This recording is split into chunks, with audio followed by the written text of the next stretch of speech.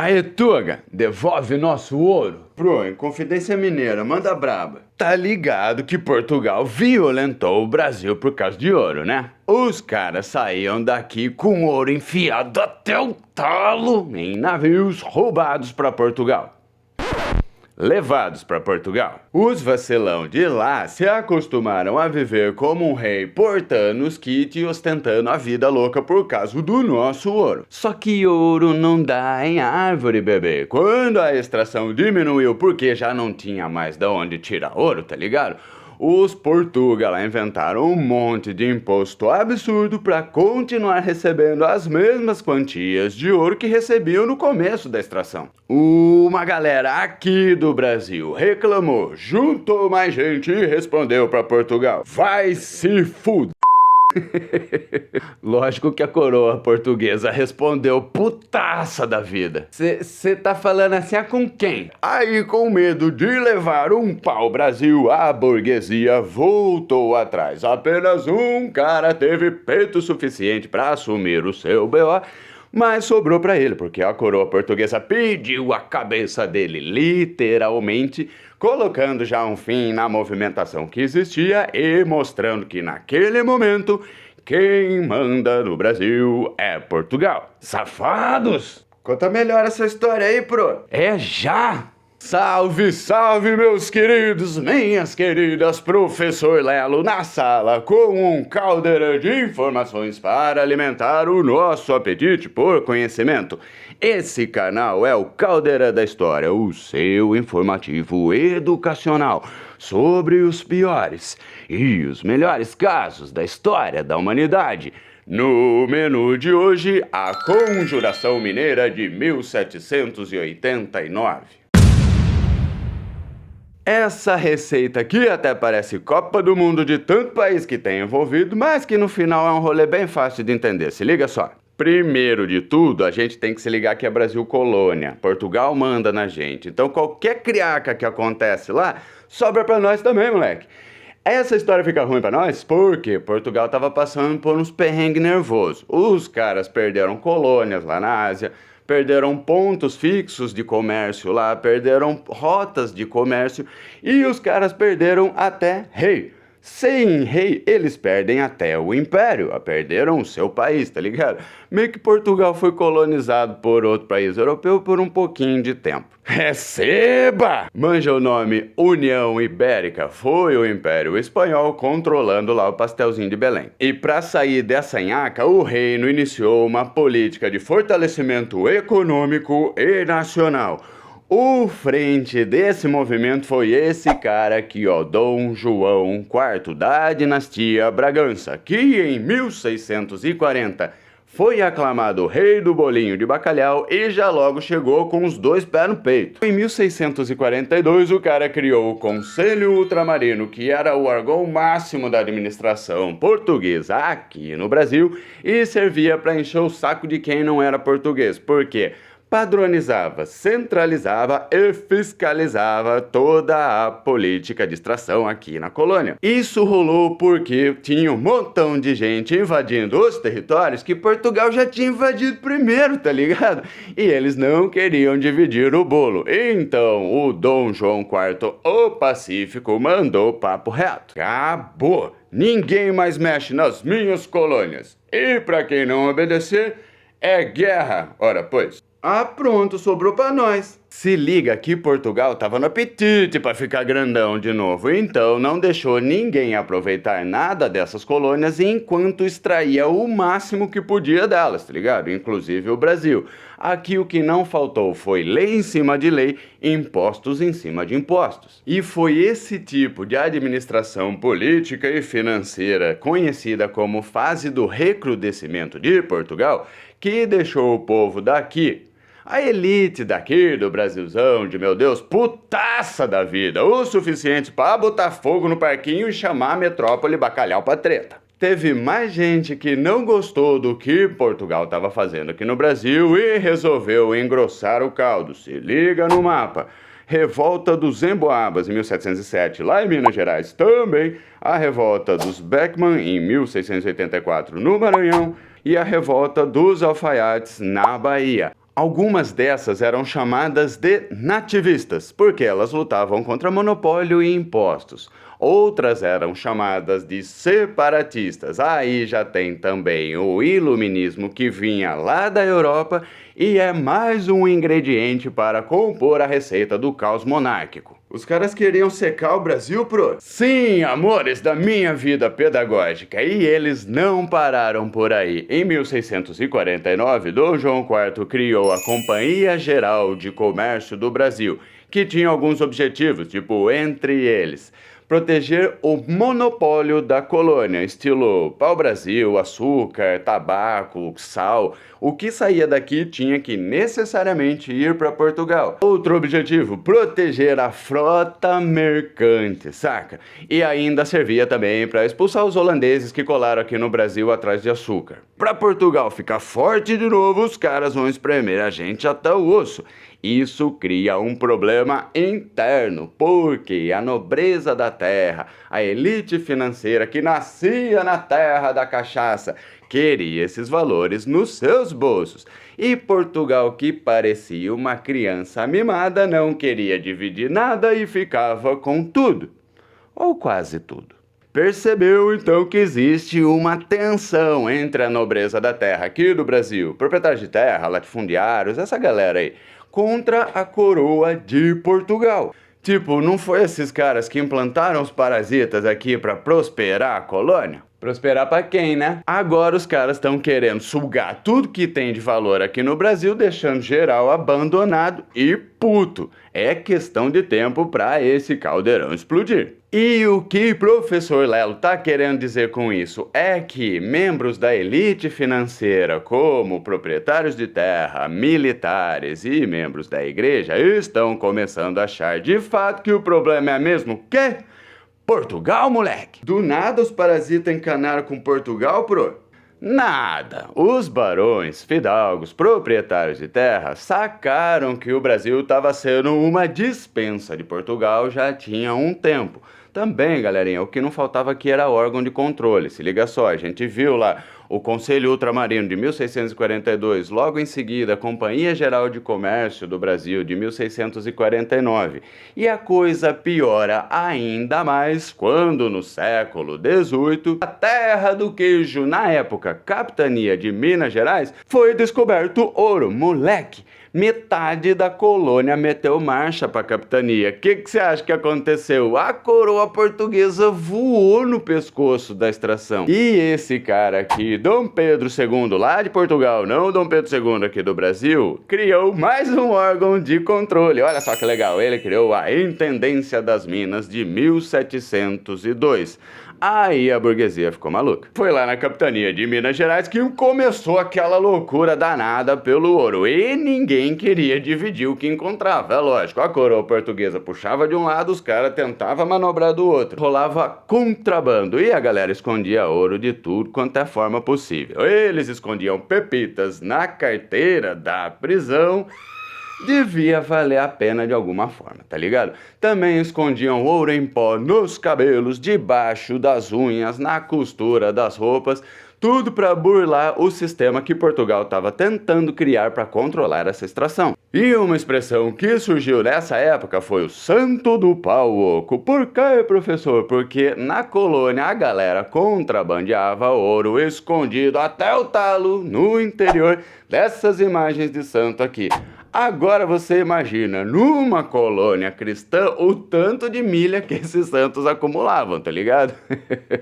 Tirando também que qualquer um podia buscar ouro onde bem entendesse, não tinha muito bem regra definida ainda, era uma bagunça. Portugal criou a Intendência das Minas para tentar resolver esse caos.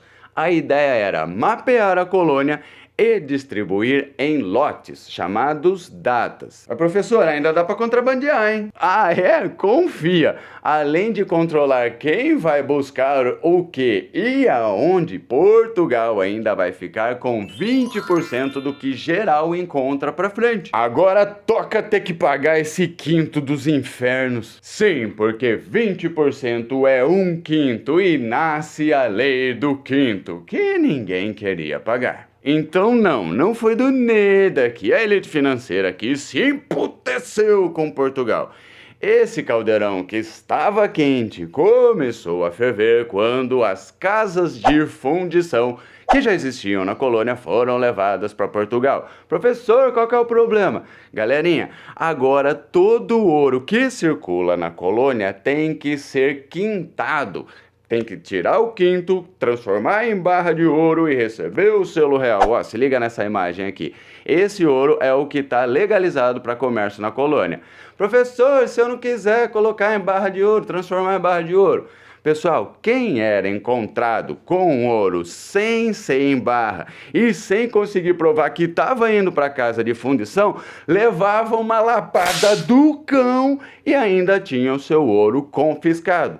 Por que existe um problema nessas casas de fundição? Quem que se desagradou com isso? Pensa comigo, quem garimpa, quem encontra ouro em baixa quantidade, vai conseguir transformar tudo isso em uma barra de ouro? Não. Quem consegue as barras de ouro são grandes proprietários de terra, latifundiários, fidalgos, com um grande campo de operação atrás do ouro. E ainda tinha mais imposto, tipo a captação, que era um imposto cobrado por escravizado que trabalhasse na extração do ouro, a finta, que era uma cobrança anual, e por aí vai. É muita gente poderosa tendo que abaixar a cabeça. A gente sabe que isso não acontece. E a cereja do bolo do caos português foi um imposto chamado derrama. Só a existência desse imposto já emputeceu a galera. Professor, que porra é essa? Para de usar meus cortes. Foi esse cara aqui, ó. Se liga na figura e no nome do cara. Dom Luiz Antônio Furtado de Castro do Rio de Mendonça Faro, mais odiado como Visconde de Barbacena, que chegou aumentando o fogo. Já que os impostos não estão lucrando, o que a gente quer, a solução é estipular uma cota mínima de 100 arrobas anuais. Isso meio que já tem, chama finta. Então vamos fazer assim, se o valor não for atingido, a gente entra na casa de todo mundo, retira o que tem de valor até dar um imposto. Como que você acha que a coroa portuguesa ficou? Mas ó que resposta gostosa, Marquinhos, ó aí. E a burguesia daqui respondeu: mas que filha da p***!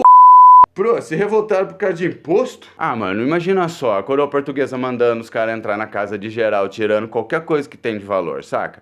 E isso podia ser pra quem trabalha com ouro ou não, era na capitania inteira. A fita é que todo mundo ali entrou pra faca. Mas se liga só nesse ingrediente. Professor Lelo não falou que os filhos dos poderosos aqui do Brasil iam estudar lá na Europa, em universidades na França, na Inglaterra e na Alemanha? Então, lá eles conseguiam conhecer umas ideias que não estavam em circulação aqui no Brasil ainda. E essa você já ouviu, conhece Adam Smith, pai da economia moderna, ou John Locke, pai do liberalismo. A molecada lá ficou alucinada com a ideia de poder tomar o poder, mano. Papai, aprendi um negócio que o senhor vai gostar. Pois então, diga lá. Aprendi que a gente pode questionar o poder do rei, a gente pode limitar o poder do rei, a gente pode até matar o rei.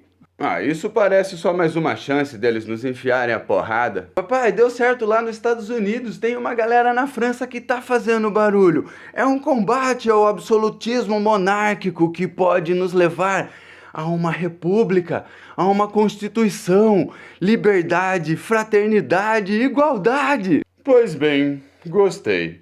Fraternidade para quem é fraterno com a gente. Igualdade para quem é igual a nós. E liberdade, depois a gente vê isso aí, porque eu não tô afim de liberar os meus cativos. Custam caro, né? É, papai, o senhor tem razão. Então temos a união entre o descontentamento da burguesia nacional contra a coroa portuguesa. Mais um iluminismo self-service que resultou em movimentações nas cidades de Vila Rica, São João del Rei e Mariana. Foi aí que Tiradentes apareceu, pro? É, miserável, é a partir daqui que o nome Joaquim José da Silva Xavier faz parte da nossa história. Pô, demorou pra falar dele, hein, pro? Isso foi de propósito, não fica no ranço, mas eu vou destruir o seu mundo. Menor, as movimentações da conjuração foram todas no mocó, foram todas em off, saca? E a burguesia também nem era unida entre as cidades que participavam desse movimento, não rolava união entre os grupos.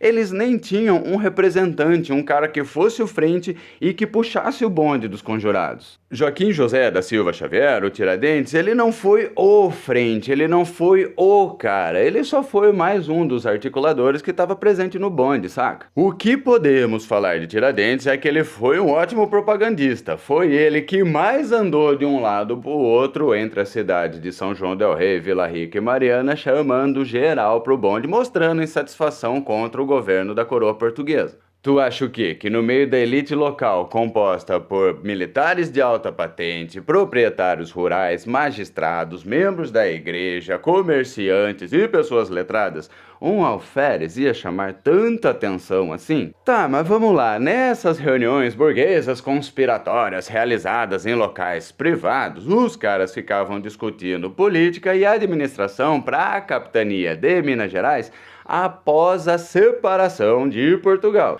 Mas aí também é bater palma pra louco dançar, porque os caras, além de não terem a liderança, eles não tinham uma boa estrutura de organização pro movimento e também não tinham união entre os pontos desses movimentos nas cidades de Minas. Tava fácil de conquistar a vitória, hein, pro? Mas mesmo assim, os caras foram pro baile. Então vamos marcar o protesto pro dia que vai ser cobrada aquela porra de derrama. O setor urbano vai colar, certeza, até os militares vão colar, tá todo mundo puto, confia, o coletivo vai fortalecer. Só que eles não tinham planos e também não tinham recursos para sustentar uma guerra longa, tá ligado? Bro, os caras não tinham nada? Tinha sim. O que eles tinham? Tinha que ser burguês. Mano, os caras tinham uma bandeira, pá, e rolou até um escrito em latim. Papo reto, se liga na bandeira de Minas, um fundo branco e um triângulo no meio, representando a Santíssima Trindade e também os três ideais do iluminismo. O vermelho é pela causa revolucionária e o escrito Libertas quaes será também foi retirado de um poeta romano de nome Virgílio. Manja que não é o povo que conhece Virgílio lá em Minas Gerais do século XVIII. E já que tiraram essa frase do Virgílio, podiam ter colocado a continuação, porque explana bem o que não aconteceu em Minas Gerais. Se liga só, liberta quaes será também expecit inertem. Na tradução, liberdade ainda que tardia me viu inerte. Isso porque essa tentativa bagunçada de uma receita para conjuração nem chegou a acontecer. Pro, tá de sacanagem. Tô nada, se liga só na figura aqui, esse boca de sacola aqui, Joaquim Silvério dos Reis, que era um militar português e veio ser coroné aqui no Brasil, tava tão fudido, endividado e sem moral, que o único jeito de subir na sociedade na cabeça dele era ganhando moral com a coroa portuguesa. Então ele viu a oportunidade caguetando os mano lá da Conjuração Mineira. A coroa portuguesa aceitou a denúncia e Viscondão de Barbacena cancelou a cobrança da derrama. Vitória dos Inconfidentes, pro. Não. Se liga só. Sem derrama eles perdem o dia do protesto e também perdem o apoio popular. Se o tiverem, ora pois. O miserável foi um gênio, porque em julho mesmo de 1789, a coroa portuguesa criou a devassa, que não tinha malte nem lúpulo na receita, e sim ferro e chumbo. Se liga só, foi um processo judicial sem ampla defesa aos acusados, que caçou geral envolvido nos movimentos, considerados crime de lesa majestade. É um crime contra a ordem, contra a administração, tipo traição à pátria, saca? Por que Portugal foi nesse apetite todo, pro? Moleque, Pastelzinho de Belém ficou putaça da vida com os conjurados, porque mesmo bagunçado daquele jeito que eles estavam, tinha um projeto de república rolando. Manja autogoverno, autonomia, soberania. Os caras queriam transformar a província de Minas Gerais em independente de Portugal, saca? Lógico que os caras de lá chegaram no veneno pra resolver essa criaca. Então rolou uma chacina em Minas. Não. A devassa foi um processo que durou mais ou menos ali seus 3 anos e levou muita gente pro Chilindró para interrogatório. Mas no fim desse rolê, ali para base de uns 25 negros foram condenados e o núcleo da cidade de Vila Rica foi desarticulado. Como se eles tivessem muita articulação antes. E curta só, nesses interrogatórios, os meninotos, filhos da burguesia, deram pra trás e negaram qualquer envolvimento desses movimentos aí. Porque vamos se ligar nesse rolê. O movimento não tinha base burguesa, então meio que pegava mal condenar a burguesia que a própria coroa portuguesa implantou aqui no Brasil. Então, uma parte dos Enzos foi absolvida e 11 deles foram condenados à morte. Ah lá, mataram o burguês, pro. Confia, lá na metrópole Bacalhau, a rainha Dona Maria I, conhecida como a louca por uns e como a piedosa por outros, emitiu um DOC chamado Perdão Real, já em abril de 1792. Ela meio que passou um pano pros caras, trocando a pena de morte por degredo nas colônias portuguesas lá na África. É tipo, você não vai viver mais no Brasil porque aqui é muito bom, vai encher o saco lá na África. E meio que eles perdiam os kits também, porque a coroa portuguesa confiscava tudo que eles tinham. Mais ou menos. E o único que não deu pra trás foi Joaquim José da Silva Xavier, que assumiu a bronca e lançou a braba. Fiz mesmo. Chamei todo mundo por onde eu passei e passei por um montão de lugar. Portugal sentiu que precisava manter a ordem e dar o exemplo para quem botasse a cara contra o Império. Sentenciou o maluco à pena de morte por enforcamento em praça pública. A execução de Tiradentes, então, foi marcada para o dia 21 de abril de 1792, lá no Campo da Lampadosa. Se liga só na imagem. É o centro histórico do Rio de Janeiro. Hoje essa praça recebe o nome do Joaquim José da Silva Xavier, é a Praça Tiradentes. Tá achando que acabou? Lembra que quem tá mandando é o Império Português. Os caras não vieram pra brincar não, tá ligado? Depois de enforcar o maluco, tiveram a ideia de esquartejar ele por completo. Mandaram o torso pra, tipo uma zoonose assim, saca? Pra ser enterrado como indigente mesmo. E os membros e a cabeça foram salgados, tipo carne seca mesmo, pra durar mais.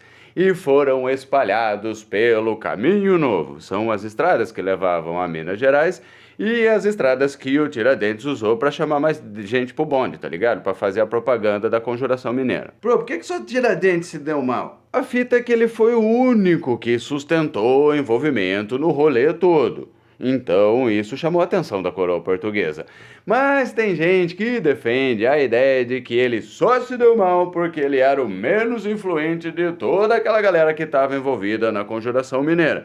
Ele tinha patente baixa, tá ligado? É meio que a corda estourou pro lado mais fraco. Então por que ele é o pá da Inconfidência? Durante a fase do Brasil Imperial, a coroa portuguesa queria sair por cima da carne seca em todas as tretas que envolvesse o Brasil. Mas nem só de vitória a vida é feita, né, bebê? E depois que a República foi proclamada aqui no Brasilzão de meu Deus, no ano de 1889, geral começou a caçar na história do país qualquer coisa que fosse a favor da República. A fita aqui era construir a imagem de um povo que sempre buscou ideais de liberdade e igualdade. Lembraram do Tiradentes. Aí já escalaram o cara para patrono da nação brasileira com uma lei em 1965 que já lançou a data da sua execução, 21 de abril, como feriado nacional. E nessa, a Conjuração ganhou o status simbólico de ensaio nacional da independência. É, moleque, Tiradentes virou herói nacional. E é Inconfidência ou Conjuração? Legal. Aqui é a mesma fita que aconteceu com Tiradentes. Esse termo inconfidência foi usado durante o Brasil Colônia. O termo tem peso de infidelidade, traição, já traz a ideia de desobediência a uma autoridade. E conjuração foi o termo adotado depois da República, que tinha a ideia de mostrar uma união em torno de um projeto político emancipatório. Liberdade, saca? Então, hoje, nós chama o rolê de Conjuração Mineira de 1789. Ganhou? E depois disso, Minas quebrou, não foi, pro? Sim, o ouro acabou, a província perdeu importância e só vai mudar alguma coisa quando a família real portuguesa colar aqui no Brasil em 1808. Mas esse ingrediente faz parte de outra receita e o prato de hoje já está servido. Gostou da aula? Curte, comenta, me dá essa moral que é importante. Eu sou o professor Lelo, fico por aqui porque o sinal já vai bater. Esse canal é o Caldeirão da História, o seu informativo educacional sobre os piores e os melhores casos da história da humanidade. Fui!